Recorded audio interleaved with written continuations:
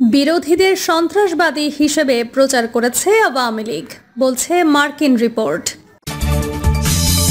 এবং সর্বশেষ জানাবো, ভিলেজ পলিটিক্সে এখনও স্বৈরাচারী হাসিনা যেভাবে টিকে আছে। এতক্ষণ শুনছিলেন সংবাদ শিরোনাম, এবার বিস্তারিত।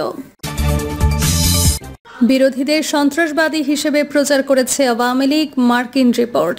বাংলাদেশে বিরোধী রাজনীতিকে বিগত সরকারের সন্ত্রাসবাদের সঙ্গে মিলিয়ে ফেলেছে। নিরাপত্তা রক্ষাকারী বাহিনীর কিছু মানুষ বিচার বহির্ভূত হত্যাকাণ্ড ঘটিয়েছে, তারা অন্যান্য মানবাধিকার লঙ্ঘন করেছে।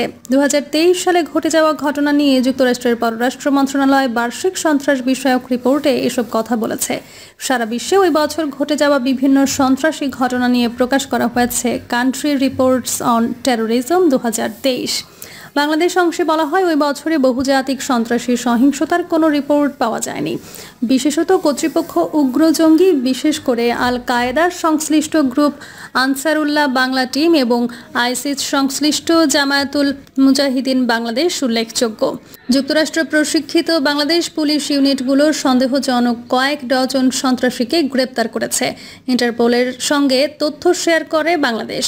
পুলিশের স্পেশাল ব্রাঞ্চ জাতীয় পর্যায়ে সন্ত্রাসীদের একটি ওয়াচ লিস্ট তৈরি করেছে, কিন্তু আইন প্রয়োগকারী কর্তৃপক্ষের মধ্যে কার্যকরভাবে তা শেয়ার করা হয়নি।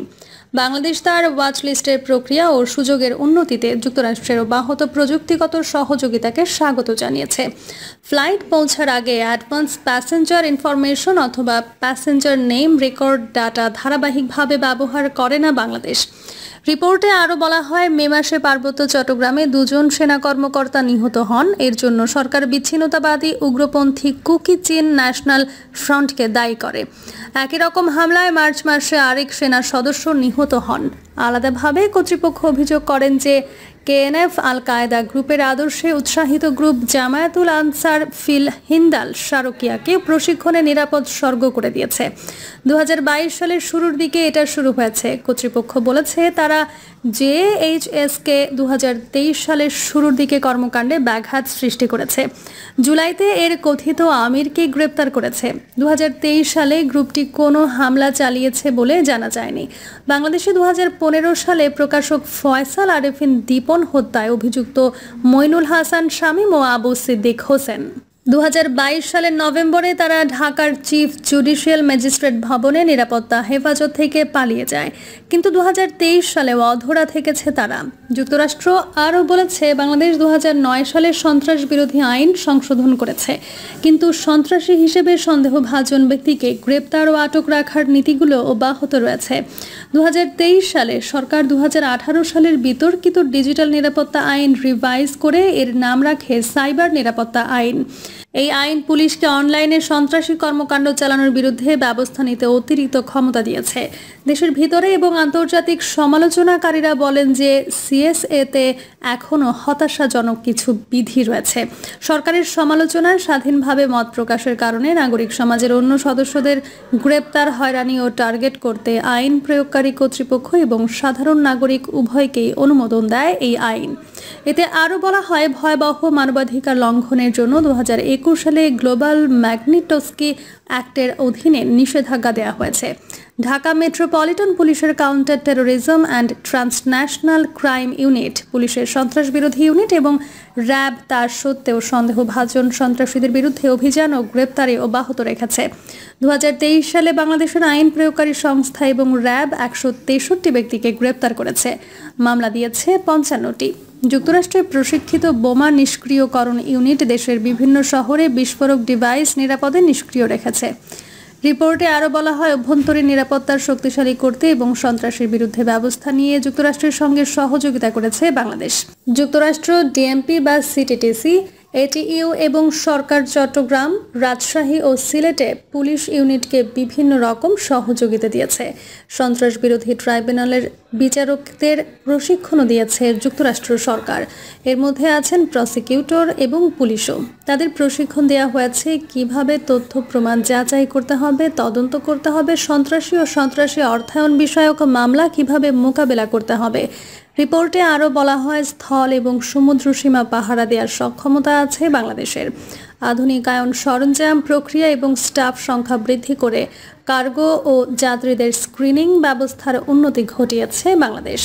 বন্দরের নিরাপত্তায় বাংলাদেশ কর্তৃপক্ষ উন্নতি করেছে, বিশেষ করে বাংলাদেশের মূল বন্দর চট্টগ্রাম। ভিলেজ পলিটিক্সে এখনও স্বৈরাচারী হাসিনা যেভাবে টিকে আছে, মাঠে দেখা গেল একজন পরিচিত আওয়ামী সমর্থকদের সঙ্গে। বাড়ি রাজশাহীর গোদাগাড়ী উপজেলার আলোকছত্র এলাকায়। তার পোশাক আশাকে ব্যাপক পরিবর্তন দেখলাম। তিনি টুপি ও পাঞ্জাবি পরেছেন, নিয়মিত নামাজ পড়ছেন। পোশাক পরিবর্তনের কারণ জিজ্ঞাসা করলে জানান, নিরাপত্তা, হুমকি ও মামলা থেকে বাঁচতে তিনি ওই পরিবর্তন এনেছেন। তিনি আরও জানান, এতে তার সমাজে মর্যাদা বেড়েছে। অনেকে সালাম দেন, সম্মান করেন। গ্রামীণ পরিসরে নাগরিক বোধ সেই অর্থে বিকশিত হয়নি।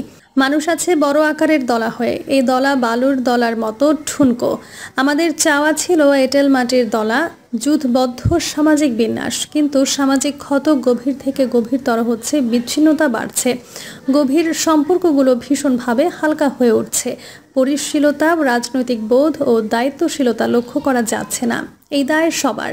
জনগণের ভেতর বিদ্যমান ক্লেদাক্ত রাজনীতি লকলকে জীব বের করছে। এর শেষ কোথায়?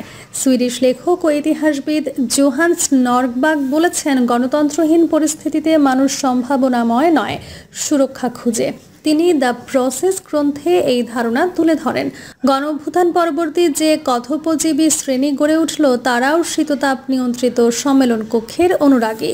বৈষম্য বিরোধী গণ অভ্যুত্থানের সামাজিক কোনো রূপান্তর গ্রামীণ পরিসরে দেখা যাচ্ছে না। মনে রাখতে হবে, বাংলাদেশ কেবল গুটিকয় শহরের সমষ্টি নয়।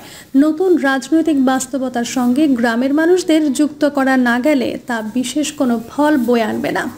আরেকটি বিষয় হলো, শাসন যত ভালো হোক না কেন, তা যদি জনগণের মনে স্বস্তি তৈরি না করে, তবে এর ধারাবাহিকতা রক্ষা করা যায় না।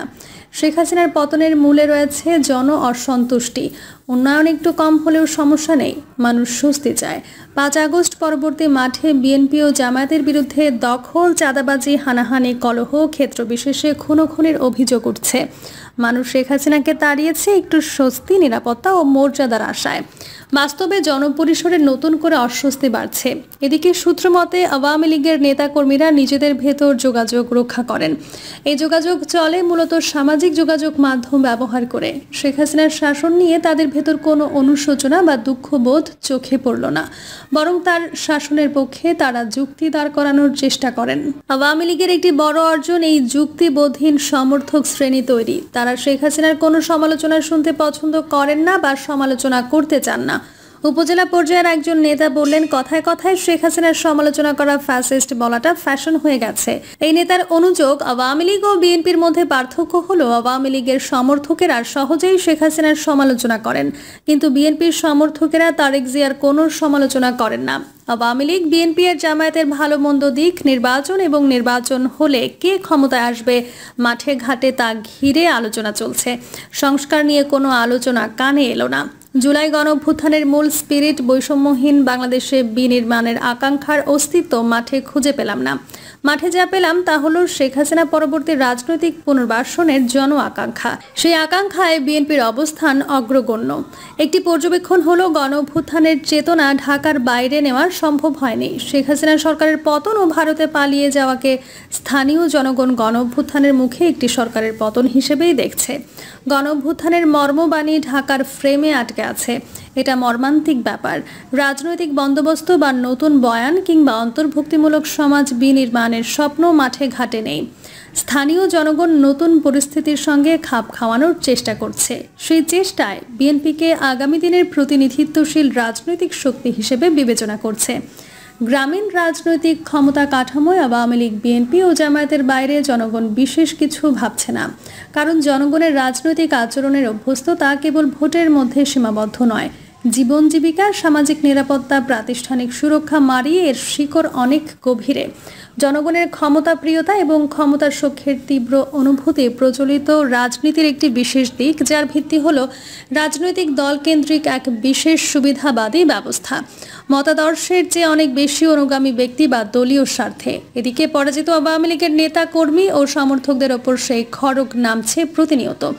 5 আগস্ট আওয়ামী লীগ একবার পরাজিত হয়েছে। সেই অবধি আওয়ামী লীগকে প্রতিদিন পরাজিত করার চেষ্টা করা হচ্ছে।